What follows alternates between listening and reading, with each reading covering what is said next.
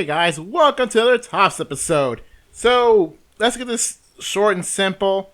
Yes, the Switch is out, but no, I'm not doing a video yet on the Switch. I'm going to soon enough, but right now we're talking Pokemon. So, my favorite Sun and Moon characters. I know part should have done a long time ago, but if it wasn't for that, I would have had a character that actually do like more on the 10th slot. So, we'll get to that when we get to that character. But, right now, let me tell you a bit about the Sun and Moon characters as a whole before I get to this. I'm just surprised with how well Game Freak and the others did with the character quality in this game. Because every time I keep doing different takes of this video, yes, I don't know how many takes I've done this video. I think it's like my 4th or 5th take now. But I keep remembering the kind of quality that we had for characters for the last, 6 generations. So, like, I remember, right, Gen 1 is kind of... Gen 1 and 2, I guess, in general, kind of meh. When it comes to characters. We have not much character designs at all. Not character quality so much at all. And it doesn't really take until Gen 3, really, that we get actually good characters. I mean, yeah, we have... Yeah, Blue. We have Silver, but that's just... They kind of have to be important characters, so... That's kind of by default. But Gen 3, we got Wally, which is a character I really like. Heck, I'm still planning to do like why I like Wally so much. But right now, we're not going to Gen 3, we're going to Gen 7. But this is kind of like, if you really think about it, how different, like how much improved the quality of the characters are in Gen 7 than in Gen 6. Because Try to remember a really interesting, compelling character from X and Y. I mean, you can find some, but not much. So, here I am with Sun and Moon characters, which I do like a lot of the main characters, a lot of the supporting cast of Sun and Moon. So, here we go. My favorite Sun and Moon characters. Let's go.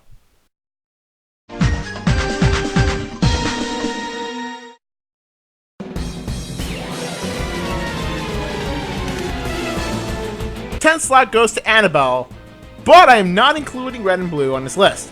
Now, I say that because the reason why she's in, it's more for the same reason I would put Red and Blue in, but the reason why she's in above those two is because, well, she's kind of more important in the story than they are. So, Red and Blue are there because fan service, really, if anything. So, well, hey, Red and Blue's from Gen 1, and you know how many people love Gen 1, right? Myself included, sort of. Even though I do like Gen 3 more, but Gen 1 characters, like, they're classics. I mean, it makes sense for people to like them, really, because they want them there because of fan service, really. And Annabelle, just there from Emerald, of all things, and I thought to myself, why is Annabelle there? It's kind of, like, random. It's like, why is the Frontier Brain there? And why does she look wildly different? Especially considering, well, yeah, Red and Blue look wildly different because they've grown up, and it doesn't make sense that Annabelle the same thing if we're going by, Ruby Sapphire Emerald taking place a long time before Sun and Moon. But we have Wally, also from Gen 3, who looks unchanged. So that is kind of weird. Not paradox. It's kind of a weird disconnect between, like, is Oraz a separate time than Ruby Sapphire, because it would make sense if it was. So, just weird. Just weird. But Annabelle being important to the story. Well, here's the thing. So, looking at through the story of the whole Ultra Beast thing. So you you see Looker of all places again with this guy. Okay, so I'm going to tell you right now, I really don't like Looker, mostly because he just keeps showing up. Like, he doesn't seem to be that much an important character. He's like as most important X and Y, but he's just really there. He appears in more games than Cynthia does, and that scares me. Cause you know how often Cynthia shows up in a Pokemon game, and then Looker shows up in Platinum. I don't remember a time where he didn't show up. That's a weird thing to say. He's just everywhere. So, accompanied by him is Annabelle, who does the whole weird thing with Ultra Beast and whole story of her being in the Ultra Space and back and lost memories and stuff like that. You can go hunt the Ultra Beast, and those Beasts wanted to go for her, but nobody's telling her that's really after her. That blah blah blah. The point is that she's there, okay? She's there. And after that side quest, you go battle her in the battle tree, and you'll fight her using the Emerald Dial Frontier thing. Even though I've never been to the battle tree at all. So there you go. It's like whatever. But yeah, again, when it comes to story, it's kind of a cool thing that she's in there. It does a bit of a story. So if Red and Blue were part of the story, I'll probably put them instead. But here she is.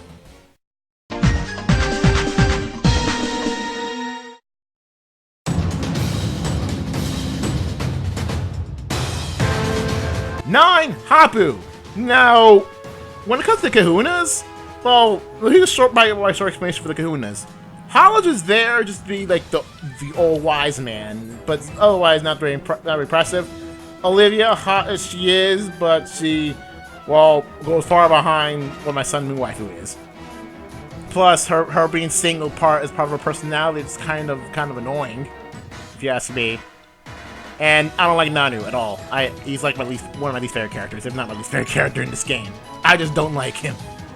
So what's up with Hapu?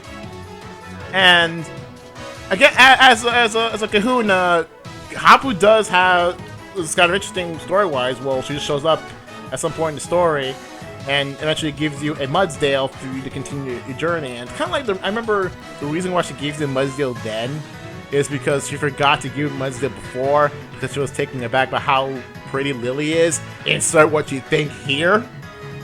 But something kind of big remember about Hapu is where I fought her at, which is, well, outside of Ass Pony Canyon, where you actually do fight her. It's kind of interesting how this random person just shows up and eventually goes all the way to Pony Island and, you know, becomes the kahuna of the island after so long of no kahuna. And you fight her, and the Mataton evolved there, and awesome. I just feel like my team was complete because of her.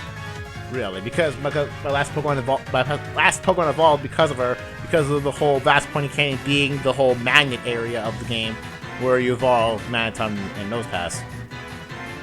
So that's just kind of what I remember about her, just like the battle against her, completing my team, and her just being there, really. It's just like some random times and being this, I don't know, was cowboy, farmer, whatever the heck she is. That's just it. She's just like my favorite kahuna because there's just really more there than anything.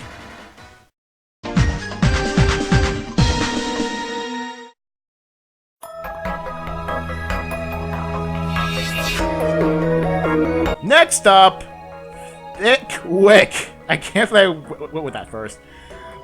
Okay, so Wick, when it comes to her, I don't know if you know this. When I made my Sun Moon summary on Twitter, every time I mention Wick, I always put Wick less than 3. If you don't know what that is, just type it out. You'll probably figure it out for yourself. But mostly because I really do love her. I do love Wick as a character, where she's the kind of character that it's kind of like a really big teen mom. Like she acts like a lot more of a mother figure for Lily and Gladian than freaking their actual mom. And despite, you know, the Ether Foundation being the actual evil team, despite, you know, a lot of people within Ether Foundation being kind of cray, especially a leader of said foundation, very cray, but because of her, she's always like consistently this good-natured person, and she values everyone around her. She values like Ether Foundation. Yeah, she really does love Wick. She really does love Lily and Gladian, despite, you know, the whole situation, and despite being kind of an intruder. But yeah, she's really just there to be a really nice person. I'm actually kind of surprised you actually don't fight her at all. Like, you would think that, like, most characters, like, you do fight eventually, but not her. So that actually kind of a surprise. So that's kind of a surprising thing for me. Anyone just said before about the whole adjective I just put for Wick. Yeah, the whole means with her, with her being her general, I guess, body shape.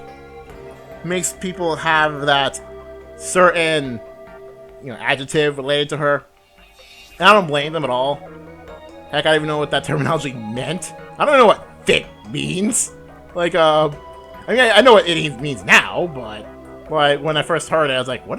What does that mean? Why is it spelled like that? But I'm caught up in that. So, yeah, she's very pretty. She's hot. There you go. However, and I found him like my Sun and Moon waifu until a different time. But we'll get to that anyway. So that's Wick. I love her. She's amazing, and she's a very nice person. She's definitely a person I would like to hang around with, and go to whenever I'm pretty sad and stuff.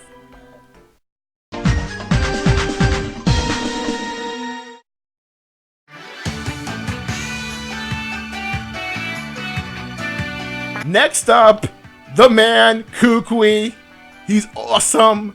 It's like, this dude is awesome. Like, especially when it comes to other Pokemon professors, he is freaking awesome. Like, literally from the get-go, like, the moment you start your game, like, he has, like, some weird subtleties of getting into your house, talking about your mom, and spending some time with your mom, despite already being married, but you wouldn't know it until the middle of the game. Like a mouse! To a character from Gen 5, but... Dude, Kukui, you're the man. Doesn't help that I remember a part where you first see Olivia, and the first thing she says to Kukui is essentially, why do you keep your shirt off? Get a shirt.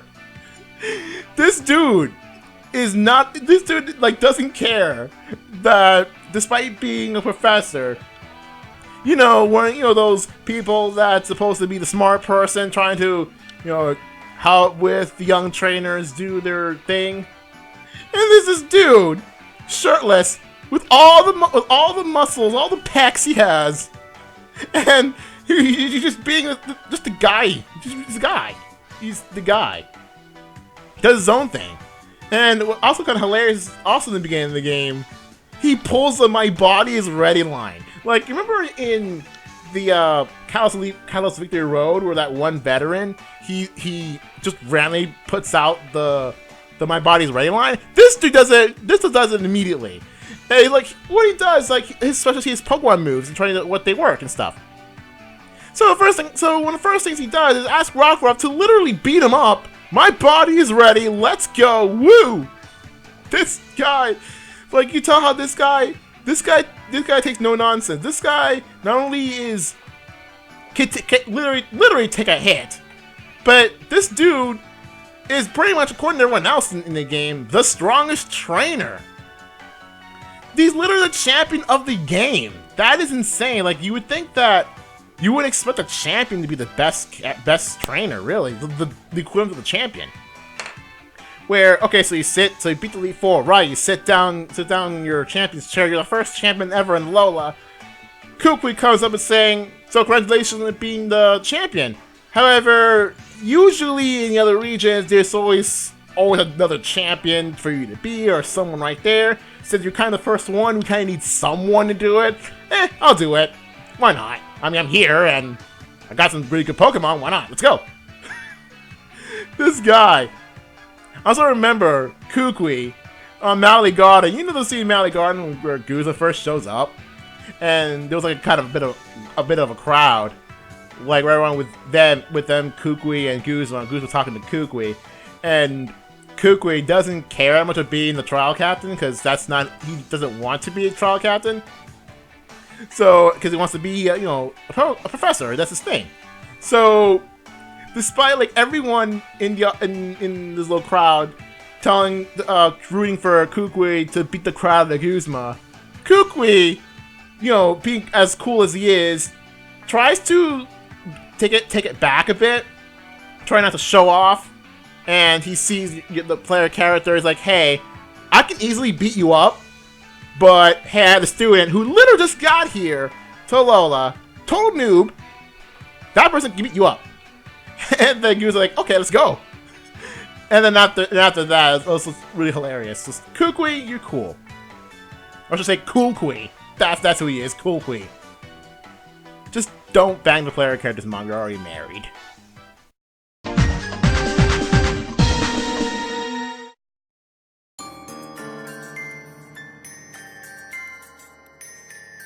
Ooh, this one, okay.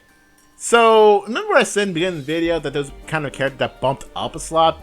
So, if it wasn't for, you know, me waiting a bit to process the ideas I have, Lucamine would have been the 10 slot. But, now that I've gotten, looked at it over, I can safely say that she is way above 10. But, why though, you might ask? Well, here's the thing, I kind of consider Lucamine my Sun and Moon waifu now. Now you're wondering, what? You just went from Wick, thick Wick, to Lucamine, to this crazy chick. Yeah, I don't know, I just love her crazy. I don't know, I can't really explain it well, I love her crazy. So, I just find it weird that the whole reason why she's so crazy in the first place was because of this dude who just runs Poképalago, just this other dude who has no idea what's really going on in the story, seems to be as the most removed from the story as possible. This guy, and he's the reason why Lucamine goes crazy. So, a person that has nothing to do with the story is the reason why a character who is really important to the story is the way she is. And that got me thinking, hey, Lucamine, and it's weird that if I was in the player character's shoes at this moment and I knew this information, I would go to Lucamine and say, hey, Lucamine, two things. One, I know your husband is, and he has no idea what the heck is going on. I think he has like amnesia or something. He's running Poképalago of all things. He's like far removed from anything ever. And two, can we go out? Like, I know you're crazy, and I know I just beat you, and you refuse that we're knit Lego, and can we go out? I mean, I like you. You're kind of crazy, but kind of crazy I like. I don't know. I wouldn't say that to Wick though. I would not say that to Wick. I don't know why. I just feel like I would with Wick, but I don't know. I just like Lucamine's crazy. Maybe just me. I think it's entirely just me.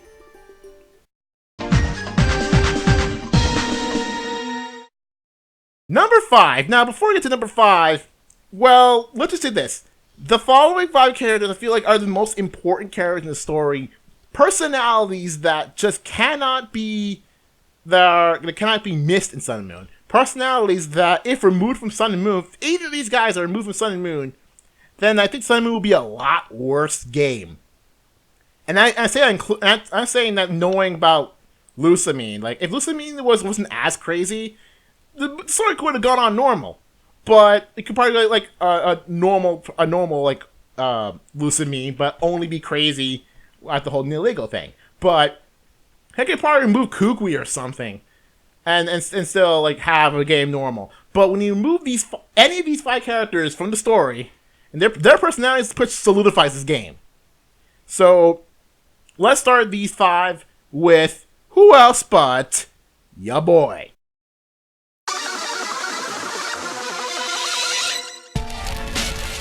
Okay, so Guzma, and I guess well, at that Team Skull in general, but it's mostly him. So I'm gonna tell you briefly about Team Skull, why I love Team Skull so much. You know 6th Gen Team Flare, right? So what do you remember about them? Just give me something. What do you remember about Team Flare? Okay, I remember the boss has like freaking lion's mane. And his main Pokemon is, I think his main Pokemon is Pyroar, because his main thing is fire. One Elite 4 is Team Flare, but it doesn't really matter. You can remove her from Team, like... If Malva wasn't from Team Flare, the game wouldn't make a difference. Like, she doesn't make an active role in the story. It's just there. The clothing is awesome. Okay, I'll give you that. But, what do you remember them doing? What stands out of Team Flare as a whole? Not much. Which is why people think X and Y story sucks. Now, let's think Team Skull, right? Now, what do you remember Team Skull? Okay, the first two guys are complete idiots. They're kind of hilarious. Their theme songs, their theme songs are kind of wow, way more amazing. Their weird dances, every time they walk. Their Plumeria. Like, I was gonna play Plumeria as like an honorable mention, but I forgot to mention about her. But don't worry about it. Now the thing about it, I forgot to in every other take I did, I forgot to mention Plumeria. It was weird. But briefly talk about Plumeria, how kind of a cool character she is. How she's kind of like this, more the brains on Team Skull, because everyone else is really stupid, even Guzma. But it like becomes like the stern, like the stoic kind of person, I guess. That's Plumeria, which kind of holds Team Skull together more than anything. That's why I really love Plumeria. So I'm gonna say this: the grunts, freaking hilarious. The one admin Team Skull has, very important character, whereas Team Flare's admins are all generics. Even the freaking scientists, like, I don't even know any of their names. Like maybe Zerosic, I think. But most of you guys, I remember him through the post game with Adla. But I don't remember any others' names. I can remember. I can remember the admins in Heart Silver's Team Rocket. I can remember like Apollo, Athena, Proton, and I forget the weird purple haired dude's name. I'll probably get to that. But what about the Team Flare scientists, not admins? I don't remember any of their names. I remember Team Galactic's names, all the other planets, but I don't remember the cred out of Team Flare. But Team Skull, well, the only one, but the one is more important in the story. And then we got our boy himself. This dude, he can spout memes whatever he wants. That's just his thing. He spouts memes. Like when it comes to like Guzma's theme in general. So I remember because I've seen videos about memes involving Guzma's theme, how like random characters will become like Guzma and listen to their theme. There's stuff involving, I remember like his like y'all stupid.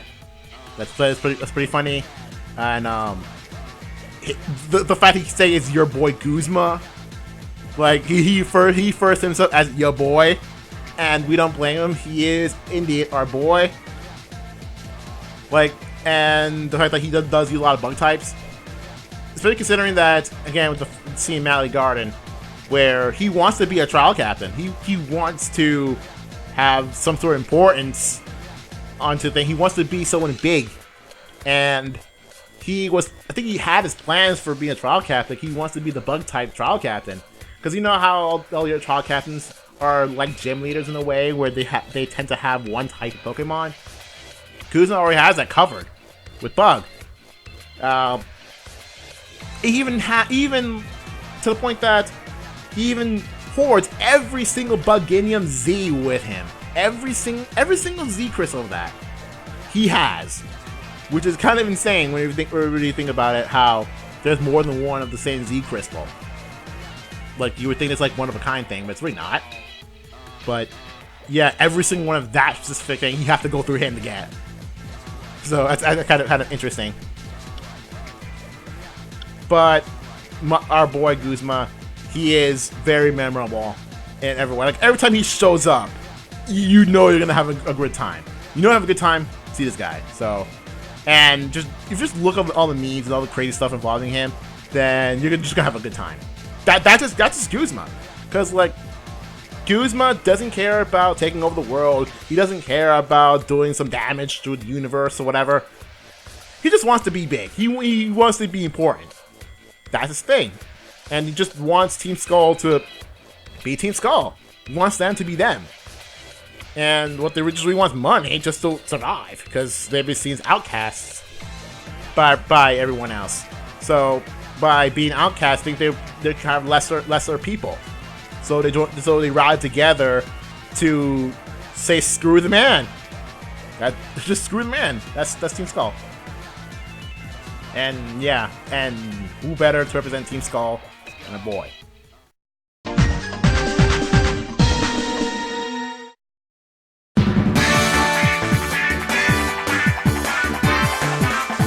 4. How? Now, okay, so when it comes to rival characters in general, I'll consider How I believe my 3rd or 4th favorite rival of all time. But I guess after Silver and after Bianca. I think then How, maybe then Blue or something. Cause when it comes to friendly rivals, like let's see friendly rivals in Gen 6, they're more friendly than rival, and even then they're not that friendly. Or not, they're just more like, not important. So, cause remember Gen 6's rivals. I should say Gen 6's quote-unquote rivals. Cause the opposite gender character, be it Caleb or Serena, they're the only characters that count. Because like Trevor, all he does is post completion. Even then, doesn't help you with it. Just literally just there. Shauna is pathetic, and Tiano doesn't do anything. He's just there to be there, just there to be the fat guy. And I feel like in general, Kukui just is a direct upgrade from Tiano when it comes to what they're supposed to represent. So when it comes to friendly rivals, I am 100% sure, and I believe such, that How is the friendliest and the rivaliest ever. Because when it comes to Silver, he's not really a rival just because he's a rival because he stole the other starter, and he's just there because you kind of want to not let him progress. He's just there to be jerkish. And Blue, well, he's kind of a legit rival because, yeah, he's a legit rival who wants to be better than you and everything, so you'll be better than him, etc. That's 100% rival. Wally and May Brandon, they're really pathetic. Well, like Wally Oraz, like when it comes to final like Wally bound Oraz, oh, that's a delight. But May and Brandon, they're pathetic. Barry, super cool. So I think I'd probably tie How with Barry as my favorite like 3rd favorite rival, because he like Barry is also the friendliest and the rivaliest, but it's his own special way. But when it comes to straight up friendly, straight up rival, that's How. And of course Bianca, and then yeah. So why do I think Malasada Jr. himself over here thinks? Why do I think he's like one of the best rivals?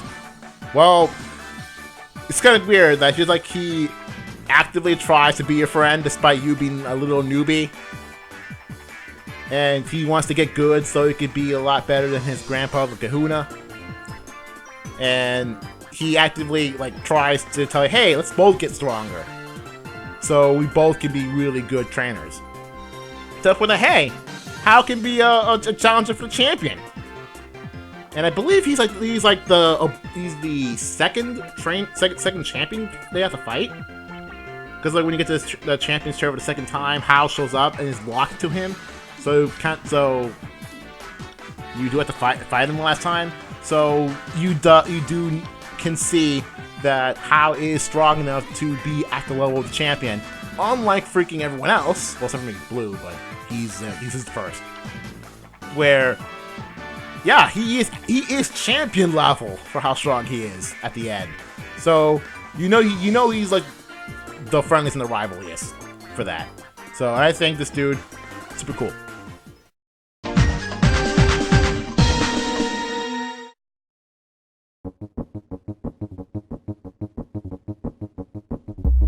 Now I'd be wondering, what?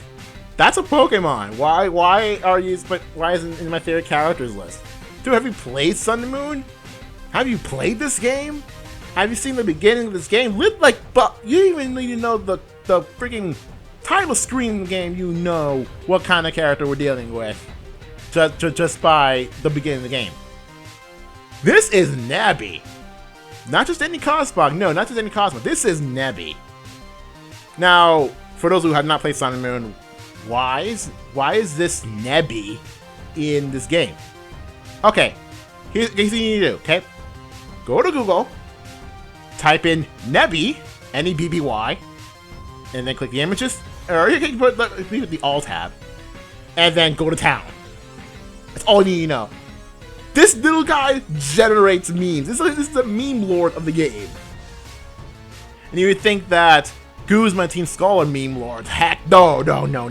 They're not the meme lords. They have a lot of memes involving them. Even Thickwick. But Nebby's the meme lord. With Nebby and Lily, the whole get in the bag Nebby. But holy crap, Nebby. So, and even without Lily, Nebby is kind of a hilarious little dude. Because what Nebby does, that he does his own thing. He just wants to explore.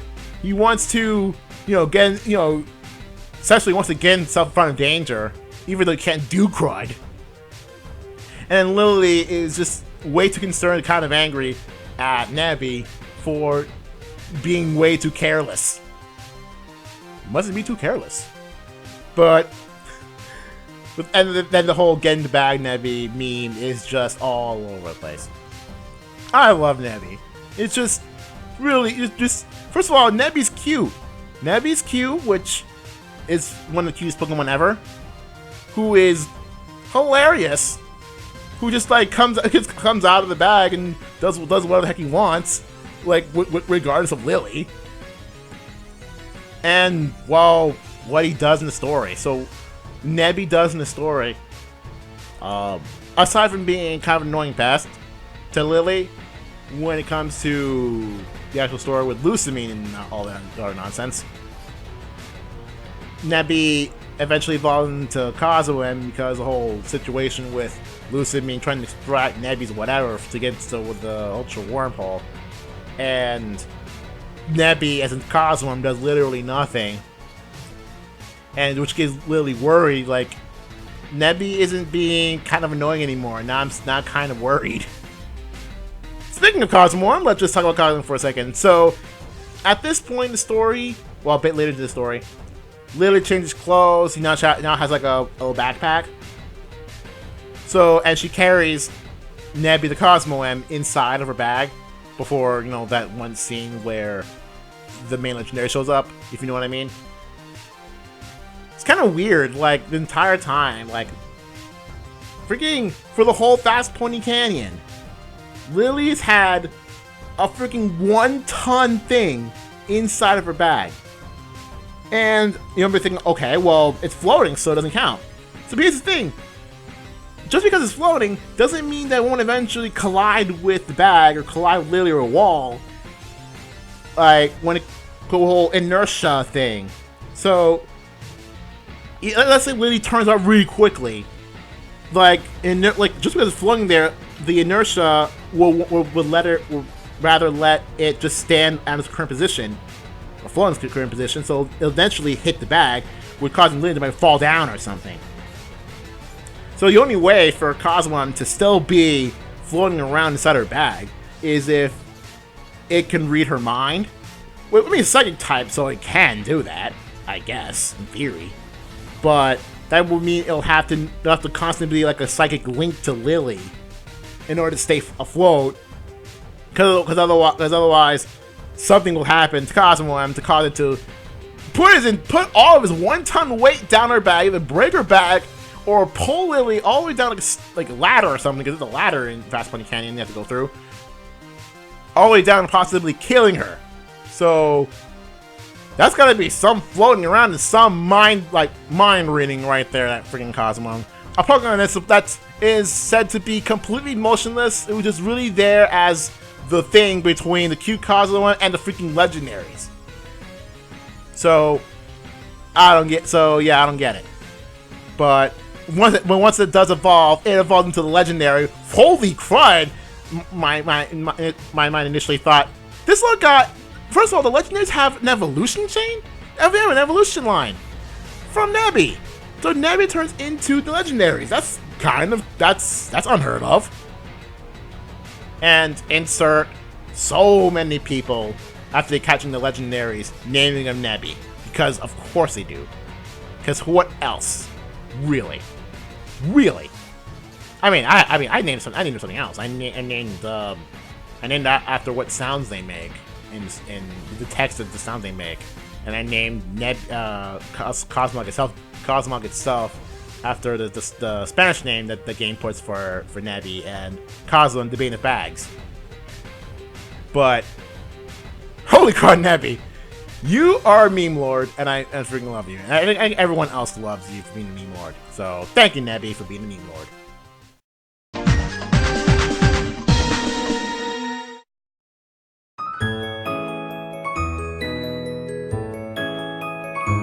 And, well, while we're talking about Lily, Lily's number 2. So, Lily's probably the most important character in the story.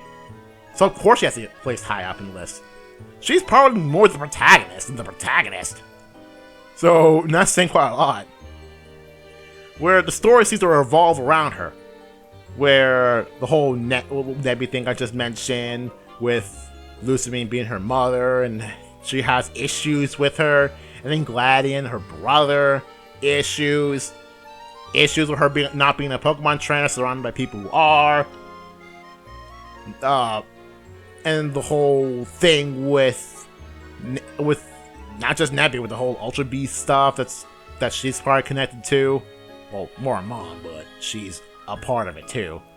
Aether Foundation, which she's a part of. The whole nonsense with Team Skull too. So, the whole story revolves around her, and if you remember the ending of the game, again, the ending of the game revolves almost entirely on Lily, not on you.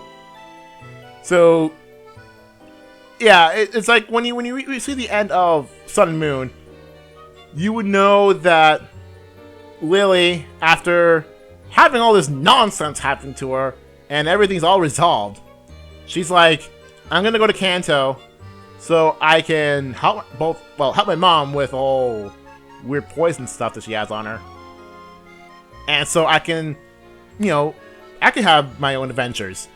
And I'm pretty sure a lot of people would want to see either Lily back, like, better than ever, ready to go, or want to go to Kanto just so you can play as Lily, just to see, like, what's up with her and how she's doing. Because Lily's the character, like, people would want to know what's up with her, see if she's alright, considering how the time she's been kidnapped, all the time she's just running around because of Nebby. Or saying that she herself been around. So, this is the kind of person Lily is.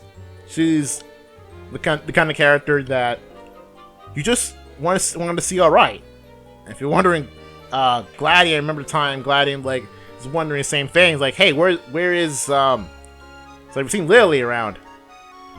So everyone's worried about Lily. Like, and remember yet in the game where How, like, you see where How is, like, considering, really wishing for Lily to come back and being, like, feeling sad that Lily's leaving. The whole, like, you think there's something going on with him and Lily. Just amazing. So, and it's also, from heard about the anime Lily, that supposedly Lily is supposed to be like the main ship for the season. Although I don't know if it's her or Mallow is going to be Ash's main ship that people like the whole Alola shipping, whatever. I don't care. I don't follow those shipping anymore. I used to, and that was fun. But I don't know about the whole X and Y and Z and then this Sun and Moon thing too. I've heard X and Y anime is pretty good, so I'll probably get to that when whatever. And I've also seen that she gets an Alolan Vulpix, which is adorable in its own right. So I think Alolan Vulpix is like the most fitting Pokemon for Lily. It's just it just fits her perfectly. So Lily for number 2 because she's the most important character in the game, and the story revolves around her, and the kind of character people want to root for. And she's basically the main protagonist of the game, more than you.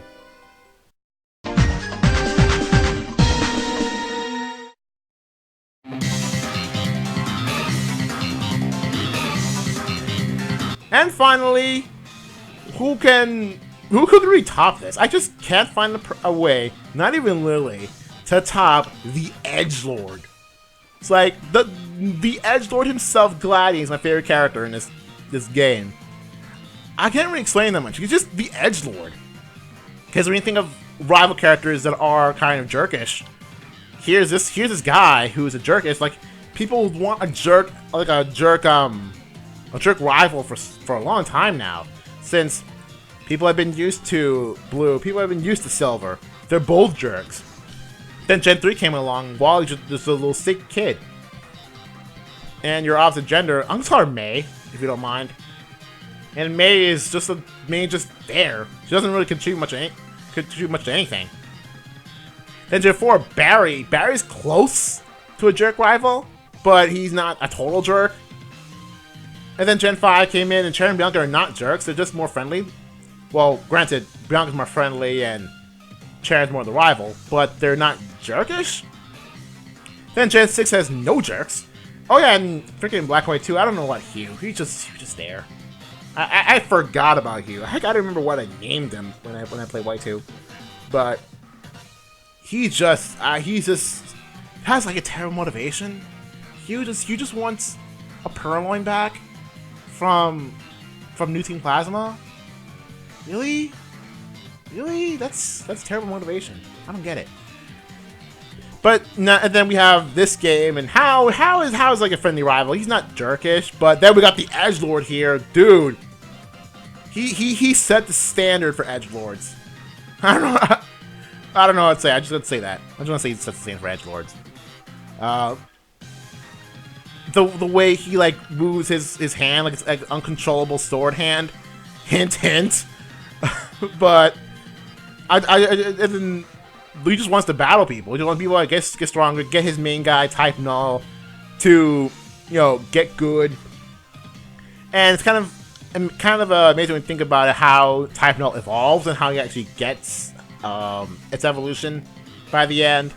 It's a happiness evolution. So, and like with Silver and his Golbat to Crobat, you kind of see a progression of complete Edgelord to still Edgelord, but it's kind of nice. To the point that you can tell that his Type Null evolved. And it's a pretty good Pokemon too. Because when you remember how Starter that you're strong against, but when it comes to his Silvally or Silvally, it gets a memory that is strong against your main starter. So he ends up being more of a rival than How is. Mostly because he has the type advantage starter. So I guess you call him the main rival if you want. But I call him How the main rival. But dude, the Edgelord stuff. Like, as I'm currently looking through Google Images for Gladion, and you see all of the weird Naruto stuff, the JoJo stuff, and it's just, he's an Edgelord. I just love him. He's the Edgelord. So I can't really explain much else. It just, I like him because he's just cool. All right, so that's it for my favorite Sun and Moon characters. You can put in the comments what your favorite Sun and Moon character is. Next up, I'll be my favorite 7th Gen Pokemon, so get ready for that. So see you guys later.